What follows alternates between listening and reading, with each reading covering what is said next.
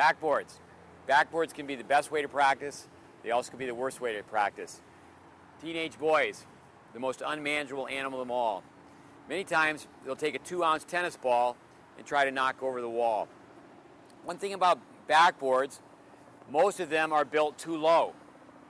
Also, backboards are built straight up and down.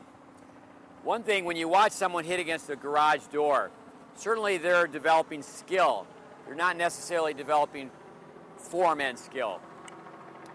Dr. Alex Mayer, both his sons were top 10 players in the world. He used to drop balls from a balcony and have his kids hit up on the balcony. Same reason you want a high backboard. You think of a little league baseball player throwing a ball up on a garage, and the slant, the roof coming down this way, the baseball player catches the ball, throws it back up. Dr. Mayer actually designed a contraption on the top of his garage where his 2 young boys, who ended up being both ranked top 10 in the world, they'd have to hit to the top of the garage, the ball would roll down, and then when it hit, it would back up. So the higher the backboard, the better.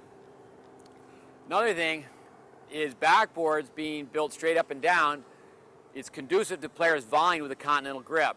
And there's some positives to that as far as just being able to be stronger, keeping that racket head above the wrist and the repetition. But keep in mind, what we ideally would like to do, back in the 70s there was a backboard called the Stan Smith ball back. It was tilted this way at a 15-degree angle, and then you can come in and volley with the racket face vertical.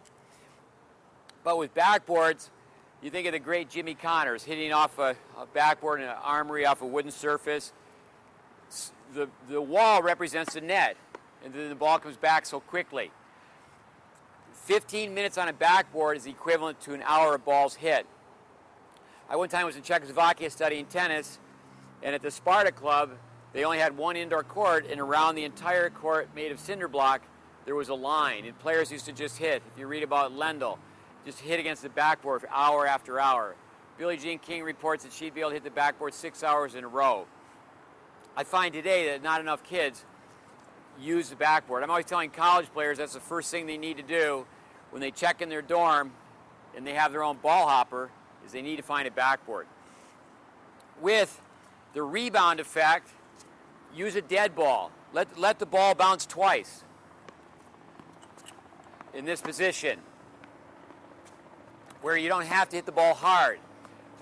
When it comes down to picking out a spot on the backboard, having a routine on the backboard, just like when kids go to a gym and they're going to do, say, 10 exercises.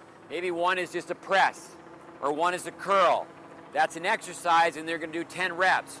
So the 10 exercises, they do one set of those.